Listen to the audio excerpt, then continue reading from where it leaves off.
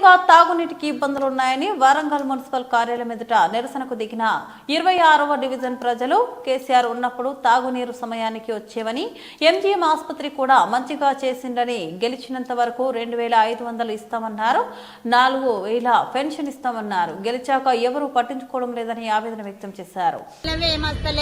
ఇండ్ల పొంటి బిందెలు పట్టుకొని పోయినా కూడా ఎవరు పట్టుకొని ఇస్తలేరు.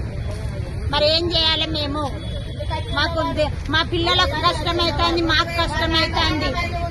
ఒక్క బిందెలో ఏమైతుంది? మాకు ఒక్క గంటలో కొడితే ఒక్క బిందెడు ఏమనుకోవాలి? నీళ్లు లేదు, మాకు ఎట్లా వెళ్తుంది?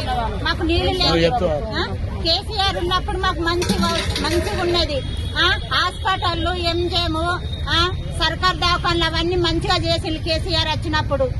ఇప్పుడైతే ఏది లేదు. ఆయన గెలిచిండు, పైన ఉన్నాడు.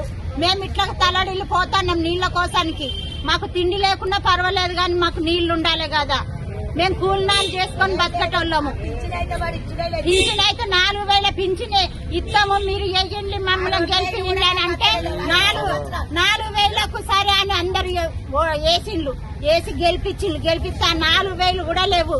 అవే కేసీఆర్ ఇచ్చిన 2000 మాకు వస్తున్నాయి. ఆ కేసీఆర్ అయితే 3000 ఇస్తాము అని అన్నా కూడా ఎవరు వేయలేదు. ఈయన 4000 ఇస్తాము అనగానే అందరూ ఆయనను గెలిపించిండ్రు అయిపోయింది. కానీ మమ్మల్ని చూసుకునేటోళ్ళు లేరు. 2500 ఇస్తామని అన్నారు, అవి కూడా లేదు. ఆ బియ్యమే వస్తున్నాయి మాకు ఇండ్లు కట్టిస్తాము అని అన్నారు, ఇండ్లు కూడా లేవు. ఇంతవరకు లేవు ఇండ్లు. కోలపాక సుభాషిణి.